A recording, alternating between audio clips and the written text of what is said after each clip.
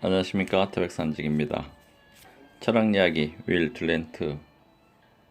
철학이야기는 위대한 철학자의 생애와 사상을 알아보는 시간입니다. 이번 시간에는 현대 유럽의 철학자들 중에서 버틀란트 러셀에 대해서 알아보도록 하겠습니다. 버틀란트 러셀은 논리학자입니다. 우리 세대의 가장 젊고 가장 남자다운 유럽 철학자를 마지막까지 남겨놓았다. 1926년에 발행되었다는 사실을 염두에 두기 바란다. 철학이야기 초판. 그 후 저자는 약간의 수정을 가한 듯하지만은 예컨대 베르그송의 사망 연도를 밝힌 것 전체적으로는 초판과 변함이 없는 것 같다. 러셀은 1970년에 세상을 떠났다. 버틀란트 러셀이 1914년 콜ум비아 대학에서 강연을 했을 때 그는 마치 강연 주제인 인식론처럼 야이고 창백하고 약해 보였다. 당장 죽는 것이 아닌가 하는 생각이 들 정도였다. 제2차 세계대전의 반발할 무렵에서 마음이 부드럽고 평화를 애호하는 이 철학자는 가장 문명화된 대륙이 야만 상태로 붕괴되는 것을 보고 충격으로 고통을 받고 있었다. 그는 외계에 대한 우리들의 지식이라는 현실과는 거리가 먼 제목으로 강연을 했는데 사람들은 현실과 거리가 먼 주제임을 알고 있었으므로 그가 가능한 내혹한 현실로부터 멀어지고 싶었기 때문에 이 주제를 택했을 것이라고 상상했다. 그 50년 지난 다시 그를 보았을 때 그가 52세의 나이에도 불구하고 건장하고 쾌활하며 아직도 반항적 기질이 역력한 것을 보고 사람들은 기뻤다. 이 20년 동안 그의 모든 희망이 거의 무너지고 모든 우정이 허물어지고 한때 그를 보호해주던 귀족 생활의 모든 맥락이 거의 끊겨 버렸음에도 불구하고 이와 같았던 것이다. 그는 영국에서 또는 세계에서 가장 오래되고 가장 유명한 가문인 너셀가 출신으로 너셀가에서는 여러 세대에 걸쳐 영국의 정치가를 배출했다. 조부 존 너셀 경은 자유무역, 자유로운 보통교육, 유태인의 해방, 각 분야의 자유를 위해 불굴의 투쟁을 한 자유당의 대재상이었다. 아버지 엠벌리 자작은 전통적인 소구신학으로서 아들에게 과도한 부담을 주지 않은 자유사상가였다. 버틀란드는 러셀 백작의 추정 상속인이었으나 그는 세습제를 부인하고 자랑스러운 마음으로 자활의 길을 택했다.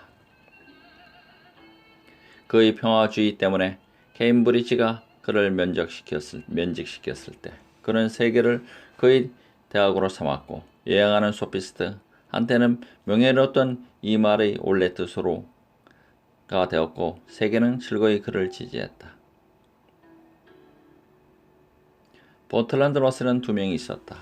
한 명은 대전 중에 죽었고 이 죽음을 이겨내고 일어선 또 한 명은 수학적 논리학자라는 잿더미에서 태어난 거의 신비로운 공산주의자였다. 아마도 그에게는 언제나 미묘한 신비주의적 경향이 있어서 이 경향이 처음에는 산적한 대수 공식으로 나타나고 다음에는 왜곡되어 철학적이기보다는 오히려 종교적 특징을 진 사회주의로 표현되었을 것이다. 그의 저서 중 이러한 특징을 가장 잘 보여주는 제목은 신비주의와 논리학으로서 이 책은 신비주의의 비논리성을 가차없이 공격하고 논리학의 신비주의화라고 생각될 정도로 과학적 방법을 찬양했다.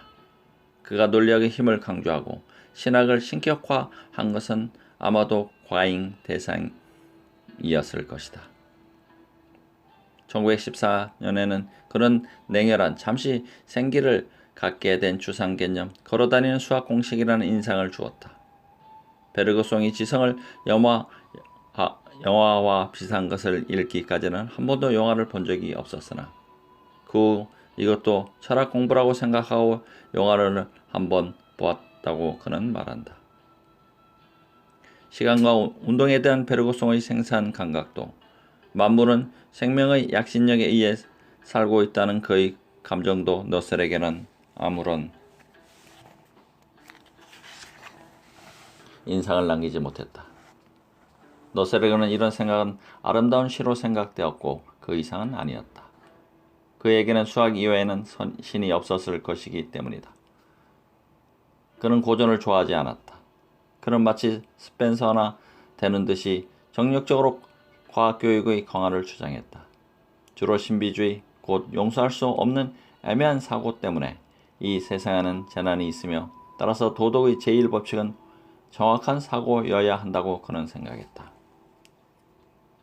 나나 다른 사람이 거짓말을 믿어야 한다면 차라리 세계가 멸망하는 것이 낫다. 이것이 그 맹렬한 불꽃으로 세상의 쓰레기를 불태워버리는 사고의 종교이다. 신비의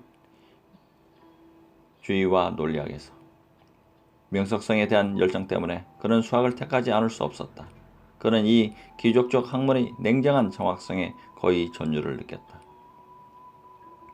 수학은 올바르게 파악한다면 진리만이 아니라 지고의 아름다움을 갖고 있다. 조각처럼 차고 엄숙하며 우리들의 약한 본성의 어느 부분에도 호소하지 않고 회화나 음악의 화려한 장식도 없으면서 승고할 만큼 순수하고 오직 최고의 예술만이 보여줄 수 있는 완벽한 아름다움을 그는 수학의 진보가 19세기의 가장 훌륭한 특색이라고 믿으며 특히 수학적 무한을 둘러싸고 일어났던 종전의 난제가 해결된 것은 아마도 우리 시대가 자랑할 수 있는 최대의 업적이다.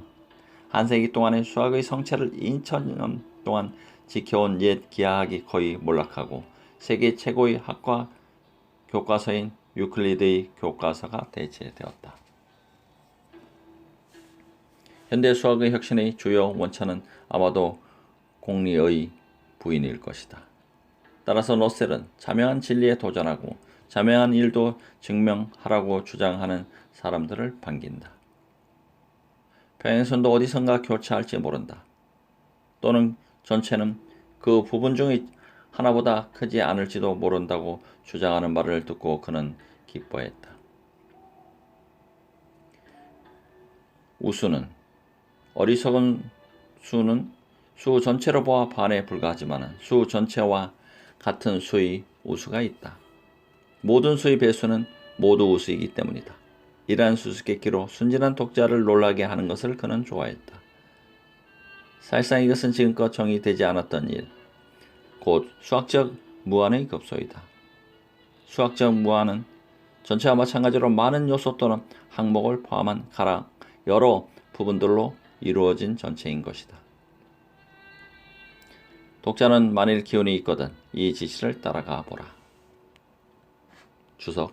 그렇다고 해서 러셀의 수학서를 비전문가적인 독자에게 권할 수는 없다. 순리철학 서설은 처음에는 쉬운 듯 하지만 곧 수학 전문가만이 만족시킬 수 있는 요구를 제시한다. 철학이란 무엇인가라는 작은 책은 대중적인 것이지만 어렵고 불필요하게 인식론적이다. 더 두꺼운 신비주의와 논리학은 보다 명석하고 이해하기 쉽다. 레이프 리츠의 철학은 여러 가지 지면의 제약으로 다루지 않았으나 위대한 사상가에 대한 훌륭한 해설서이다. 정신의 분석, 물질의 분석이라는 쌍둥이 같은 책은 독자들이 심리학과 물리학의 최근의 경향을 아는 데 도움이 될 것이다. 제1차 세계대전 후에 책은 읽기 쉽고 점차 환멸로 변화가는 이상주의를 신봉하는 사람에게는 당연한 혼란이 나타나 있기는 하지만 이 책들은 흥미롭고 읽을 만하다. 왜 인간은 싸우는가는 아직 최상의 평화주의 옹호서이다. 자유의 길은 콜럼버스와 같은 정열을 갖고 너셀이 재발견한 사회철학, 디오게네스까지 소급하는 친절한 개설서이다. 너셀에 이어서는 여기에 든 것 이외에도 중요한 것이 많다. 그런 최근까지도 왕성한 저작 활동을 한 바 있다. 주석에서. 너셀을 수학으로 이끌어들인 것은 역시 수학의 엄격한 비인격성과 객관성이다. 그리고 여기에만 영원한 진리, 절대적인 인식이 있으며 이 선천적 공리야말로 플라톤의 이데아, 스피노자의 영원한 질서, 세계의 실체이다. 철학의 목적은 그 진술을 수학과 마찬가지로 정확하고 수학과 마찬가지로 그 타당성이 경험 이전의 것에 있는 명제에 국한함으로써 수학처럼 완전해지는 것이다. 철학적 명제는 선천적이어야 한다고 이 기묘한 실증주의자는 말한다. 이러한 명제는 사물이 아니라 관계, 그것도 보편적인 관계에 관련되고 특수한 사실이나 사건과는 관련이 없을 것이다. 비록 세계의 특수한 것이 모두 변하더라도 이 명제만은 변함없이 잠들 것이다. 예를 들면 모든 A가 B이고 X가 A라면 X는 B이다 라는 명제이다. 이 명제는 A가 무엇이든 참되며 이 명제는 소크라테스는 죽는다고 추리한 옛 3단 논법을 보편적 선천적 형식으로 환원시키며 가령 소크라테스가 없더라도 심지어 인간이 전혀 생존하지 않더라도 참될 것이다. 플라톤과 스피노자는 옳았다. 보편적인 것의 세계는 존재의 세계라고 부를 수도 있다. 존재의 세계는 불변이고 엄밀하고 정확하며 수학자, 논리학자, 형이상학 체계의 건설자 그리고 생명보다는 완전성을 더 사랑하는 모든 사람에게는 유쾌한 것이다. 모든 철학을 이와 같은 수학적 형식으로 환원시키고 철학에서 모든 특수 내용을 제거하고 철학을 그 범위는 그대로 둔 채 수학으로 압축하는 것. 이것이 새로운 피타고라스의 야심이었다. 사람들은 추리를 대수의 경우처럼 기호화하는 방법을 발견했으므로 연역은 수학의 규칙에 따라 수행될 수 있다. 순수 수학은 이러이러한 명제가 어떤 것에 대해 참이라면 또 하나의 이러이러한 명제에도 이 사물에 대해 참이라는 주장으로 전적으로 구성되어 있다. 첫째 명제가 사실상 참인 것을 검토하지 않고 참이라 말하는 대상이 무엇인지를 말하지 않는 것이 그 본질이다.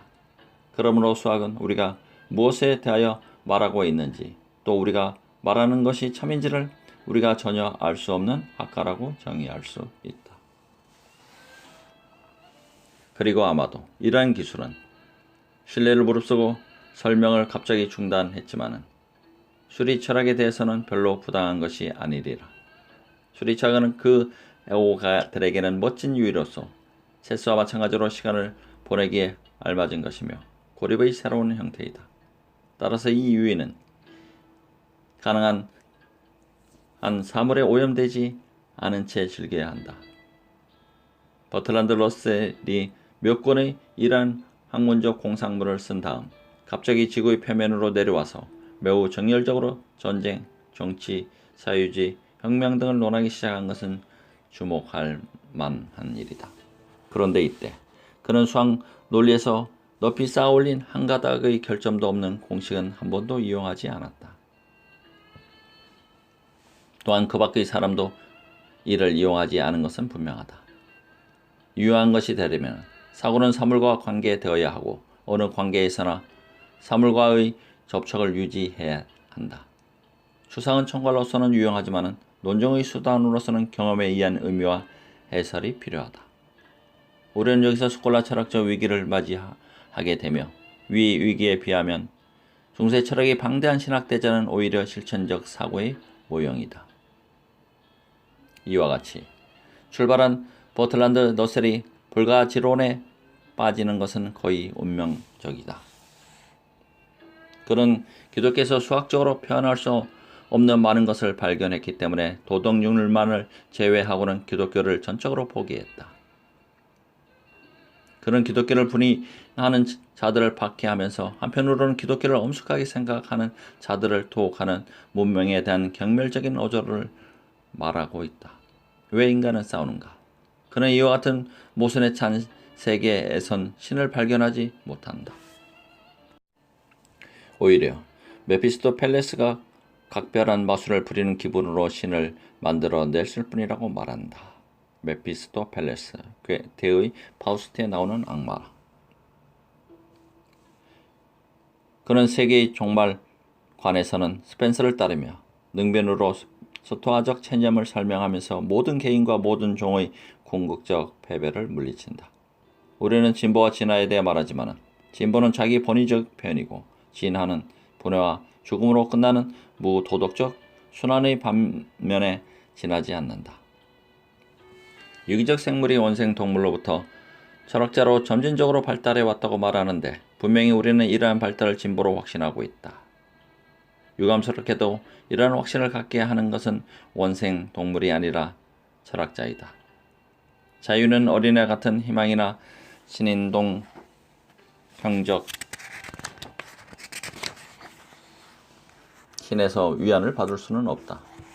결국은 자기도 죽어야 하고 만물도 죽어야 한다는 것을 알더라도 자유인은 용기를 잃어서는 안 된다. 그렇더라도 자유인은 항복을 하지 않을 것이다. 승리할 수는 없더라도 그는 최소한 싸움을 즐길 수 있고 자신의 패배를 예견하는 인식에 의해 그를 파멸시킬 맹목적 힘을 능가할 수 있다. 그는 잔인한 외적 힘, 무목적적 지속에 의해 그를 정복하고 그를 애써 갖고 놓은 모든 과정과 문명을 파괴하는 힘을 숭배하지 않고 패배에 직면해서도 여전히 싸우고 적어도 수세기 동안 보존될 조각이나 회화의 가련한 아름다움을 산출하고 파르테논의 장엄한 유적을 남겨놓은 내면의 창조적 힘을 숭배할 것이다. 이것이 버틀란드 러셀의 제1차 세계대전 전의 철학이었다. 개혁가 버틀란드 러셀. 그 후 대광란이 일어났다. 그는 오랫동안 논리학과 수학의 인식론에 짓눌려 침묵을 지키던 버틀란드 러셀은 갑자기 마치 타오르는 불꽃처럼 벌떡 일어났고 세상은 이 야유고 빈혈증에 걸린 듯한 교수가 무한한 용기와 인간성에 대한 뜨거운 사랑을 가진 인물임을 알고 깜짝 놀랐다. 구석진 주식의 세계에서 뛰어나온 이 학자는 영국의 가장 찬양받는 정치가들에게 끊임없이 논쟁을 걸었고 대학 교수직에서 추방하고 제2의 갈릴레오처럼 런던의 비좁은 한 구석으로 격리시켜 놓아도 그의 논쟁은 멈추지 않았다. 1918년 러셀은 주간지에 쓴 글이 문제가 되어 6개월간의 금고형을 받았던 것이다. 그의 지혜를 의심하는 사람들도 그의 성실성을 인정했으나 그들은 그의 놀라운 변신에 당황해서 한동안 가장 비영국적으로 관대하지 못했던 것이다. 싸움을 건 우리 평화주의자는 그의 가장 존경할 만한 가문에도 불구하고 사회로부터 추방되고 전쟁의 소용돌이로 생존조차도 위협을 받고 있는 그를 키워준 조국에 대한 배반자라고 비난받았다. 이 반역의 배후에는 온갖 유혈의 창극에 대한 혐오가 있었을 뿐이었다. 육신을 벗어버리고 순수한 정신이 되려고 했던 버틀란드 러셀은 사실은 감정의 덩어리였고 그에게는 한 제국의 이해관계는 죽이고 죽기 위해 당당하게 행진해가는 젊은이들의 생명에 비하면 무가치한 것으로 생각되었다. 그런 이러한 대학살의 원인을 찾아내기 시작했고 사회주의에서 병인과 동시에 유일한 치료법을 보여주는 경제적, 정치적 분석을 발견했다고 생각했다. 병인은 사유재산이었고 치료법은 공산주의였다. 모든 재산의 기원은 폭력과 절도에 있다고 그는 그의 우아한 방식으로 지적했다. kimberley 다이아몬드 강과 랜드의 금광에서는 세계의 코앞에서 강탈이 재산으로 변했다. 모두 남아프리카에 있는 거다. 캠벌리와 랜드. 도저히 사유에는 공동체에 유리한 어떠한 이점도 없다. 만일 인간이 이성적이라면 도저히 사유를 내일로부터 폐지하고 현재의 소유자에게는 적절한 생계비 이상의 보상은 줄 수 없다고 보고할 것이다. 왜 인간은 싸우는가 해서. 사유재산이 국가의 보호를 받고 재산을 취득하는 강탈이 법률의 인정을 받아 총칼과 전쟁에 의해 강행되고 있으므로 국가는 거대한 악이다. 따라서 국가의 대부분의 기능은 협동조합이나 기업조합이 인수하는 것이 바람직할 것이다. 사회의 압력으로 인격과 개성은 기계 제품처럼 비슷해지고 있어서 우리들을 국가와 화해시킬 수 있는 것은 현대 생활의 보다 큰 안정과 질서뿐이다. 자유는 최고의 선이다. 자유 없이는 인격은 불가능하기 때문이다. 오늘날 생활과 지식은 매우 복잡하므로 오직 자유로운 토론에 의해서만 오류와 편견을 해치고 진리인 포괄적인 전망을 찾아낼 수 있다. 사람들로 하여금 심지어 교사들까지도 각기 다른 주장을 의견을 주장하게 하자. 이러한 다양한 의견으로부터 신념의 이성적 상대성이 생기고 이때는 쉽게 무력에 호소하지 않을 것이다. 증오와 전쟁의 원인은 주로 고정관념과 독단적 신앙에 있다. 사상과 언론의 자유는 시원한 바람처럼 현대 정신의 노제와 미신을 날려버릴 것이다. 우리는 우리가 생각하는 바와 같이 충분한 교육을 받은 것은 아니어서 일반 교육이란 대실험을 방금 시작한 데 지나지 않기 때문이다. 이 실험은 우리들의 사고와 공공생활에 깊은 영향을 미칠 시간을 갖지 못했다. 우리들은 이를 위한 시설을 갖추고 있는 중이지만 방법과 기술에 있어서는 아직 원시적이다. 우리는 확정된 지식을 어느 정도 전달하는 것을 교육이라고 생각하지만 오히려 정신의 과학적 습성을 길러야 할 때인 것이다. 비지성적 인간의 현저한 특징은 경솔한 의견과 이 의견의 절대시이다. 과학자는 천천히 믿으며 한정하지 않고서는 말하지 않는다. 교육의 과학과 과학적 방법을 보다 광범하게 응용할 때 우리는 분명한 증거가 있을 때에만 믿고 언제나 잘못일지도 모른다고 인정할 용의가 있는 지적, 양심의 척도를 갖게 될 것이다. 이러한 방법을 갖게 되면 교육은 우리의 병폐의 커다란 해결 이름이 밝혀질 것이다. 교육은 우리들이 손자들을 새 사회가 나타나기 전에 이미 존재해야 할 새로운 인간으로 만들 것이다. 우리 성격의 본능적인 부분은 매우 온순하다. 이것은 신념, 물질적 환경, 사회적 환경, 제도 등에 의해 변화시킬 수 있다. 예컨대 교육이 르네상스 시대처럼 부보보다는 예술을 더욱 찬양하는 의견을 형성할 수 있고 또한 모든 창조적인 것을 촉진하고 소유에 집중되는 충동과 욕망을 감소시키는 결의를 갖도록 한다는 것은 충분히 생각할 수 있는 일이다. 이것이 성장의 원리이며 이 원리로부터 새롭고 자연스러운 도덕의 두 주요 계명이 파생될 것이다. 그 첫째는 개인과 공동체의 생명력은 가능한 촉진되어야 한다는 존경의 원리이고 개인 또는 공동체는 가능한 다른 개인 또는 공동체를 희생시키지 않고 성장해야 한다는 관용의 원리이다. 왜 인간은 싸우는가에서 훌륭한 학교 및 대학 조직이 적절하게 발달하고 적절한 인재가 갖추어져서 인간의 성격을 개조하는 현명한 방향으로 나아간다면 인간이 하지 못할 일은 하나도 없을 것이다. 폭력혁명이나 지상이법이 아니라 이것이 경제적 탐욕과 국제적 잔인성으로 벗어나는 길이다. 인간이 다른 모든 생명 형태를 지배하게 된 것은 인간의 성장에는 훨씬 많은 시간이 소요되었기 때문이다.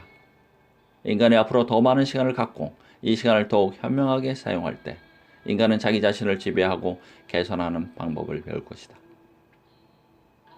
우리들의 학교는 유토피아의 문을 여는 주문이 될 것이다.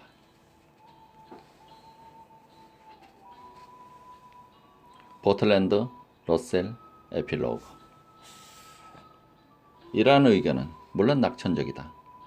절망을 위해 오류를 범하는 것보다는 희망을 위해 오류를 범하는 것이 좋기는 하지만 러셀은 사회 철학의 형이상학이나 종교에 대한 태도로서는 단호하게 배척한 신비주의와 감상을 쏟아 넣었다. 그는 그의 경제이론과 정치의 이론에는 수학이나 논리학에서 그를 충분히 만족시켜준 모든 가정에 대한 엄격한 검토, 모든 공리에 대한 회의를 적용하지 않았다. 선천적인 것에 대한 욕망, 생명 이상의 완전성에 대한 사랑 때문에 그는 여기서 인생의 문제에 대한 실천적 접근에 도움이 되기보다는 오히려 산문적 세계로부터 시적 해방에 도움이 되는 눈부신 그림을 펼쳐 놓았다. 예컨대 예술이 부보다 더 존중되는 사회를 상상하는 것은 즐거운 일이다. 그러나 여러 국가들이 집단적 자연 도태의 흐름 속에서 예술적 능력보다는 오히려 경제적 능력에 따라 흥망을 거듭하는 한 보다 큰 존속 가치를 갖고 있어서 보다 큰 갈채와 보다 많은 보상을 받는 것은 예술적 능력이 아니라 경제적 능력이다. 예술은 불로부터 피어난 꽃에 지나지 않으며 불을 대신할 수는 없다. 미켈란젤로에 앞서 메디치가 등장한 것이다. 그러나 러셀의 빛나는 비전에서 더 이상 결점을 찾아낼 필요는 없다.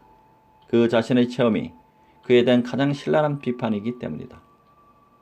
러시아에서 그는 사회주의 사회를 건설하려는 노력을 직접 목격했다. 그리고 이 실험은 봉착한 여러 가지 난점을 보고 자기 자신의 복음에 대한 러셀의 신앙은 거의 사라졌다. 러시아 정부가 그에게는 자유 철학의 공리로 보이는 민주주의를 조금도 실시하지 없었던 것을 보고 그는 실망했다. 또한 그는 언론과 출판의 자유의 억압, 모든 선전수단의 단호한 독점과 조직적 이용을 보고 격분해서 러시아 인민의 문명을 다행으로 여겼다. 독해력은 신문이 매수된 시대에 있어서는 오히려 진실을 아는 데 방해가 되기 때문이다. 그는 토지의 국유화가 서류상으로는 그렇지 않았지만 자유권에 굴복하지 않을 수 없었던 것을 보고 경악했다. 그리고 현재로서는 인간은 그들의 토지를 그들이 가한 계량도 곁들여서 자손에게 물려주지 못하는 경우 토지를 성실하게 경작하지 못한다는 것을 그는 깨달았다. 러시아는 커다란 프랑스, 곧 대자작 농가로 되고 있는 것 같다. 옛 봉건제도는 소멸했다. 볼세비즘의 실천과 이론에서. 그는 이 극적 혁명과 온갖 희생과 온갖 영웅주의에도 불구하고 러시아는 1789년에 머물러 있는데 지나지 않는다는 것을 이해하기 시작했다. 1년 동안 중국에서 가르쳤을 때 그의 마음은 오히려 편안했을 것이다. 중국은 러시아보다 덜 기가화됐었고 템포가 느려서 조용히 앉아 사색할 수 있었고 여기서는 생활을 분석하고 있는 동안에 생활은 정지하고 있었다. 이 인간성에 대해서 속에서 우리 철학자에게는 새로운 시야가 열려 그는 유럽보다 큰 대륙과 보다 오래된 그리고 보다 심원한 문화의 위족에 지나지 않는다는 것을 깨달았다. 여러 국가 중의 거인 앞에서는 모든 그의 이론과 3단 논법도 겸손한 상대성으로 용해되었다. 중국을 말하죠. 그가 다음과 같이 말할 때 그의 체계가 이완되는 것을 우리는 알 수 있다. 나는 백인이 종전에 생각해온 만큼 중요하지 않다는 것을 깨닫게 되었다. 비록 유럽과 미국이 전쟁으로 절멸되더라도 이것은 반드시 인류의 절멸, 심지어 문명의 종말을 의미하지는 않을 것이다.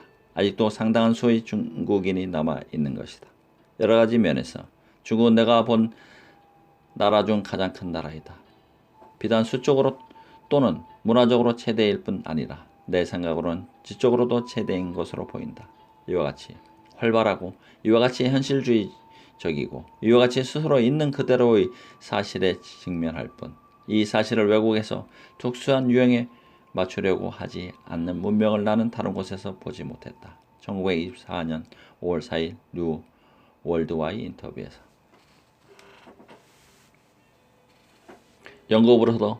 영국으로부터 미국, 러시아, 인도, 그 다음 중국으로 건너간 다음에도 자신의 사회 철학을 변함없이 유지한다는 것은 약간 어려운 일이다.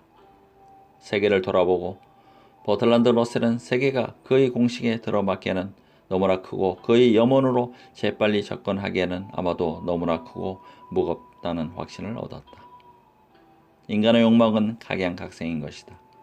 이제 그는 시간의 흐름과 다양한 생활 때문에 원숙해지고 육신과 밀착된 모든 해악을 더욱 광범하게 보면서도 사회적 변화의 어려움을 알 만큼 온건한 경지에 도달한 나이 들고 더욱 현명한 사람이 되었다는 것을 알 수 있다. 결국 매우 사랑스러운 사람이 된 것이다. 가장 심원한 형이상학과 가장 정교한 수학에 도달했으면서도 오직 성실한 사람에게만 있는 명석성을 갖고 언제나 소박하게 말하는 사람, 흔히 감정의 샘을 마르게 하는 사상 분야에 종사하면서도 따뜻하고 밝은 동정심을 갖고 있으며 인류에 대해 거의 신비로운 사랑을 가득히 갖고 있는 사람이 된 것이다. 아청꾼이 아니라 학자이고 신사이며 기독교도로 자처하는 자들보다 더욱 훌륭한 기독교이다. 철학 이야기 현대 유럽의 철학자 버틀란드 러셀이었습니다. 감사합니다. 태백산직입니다.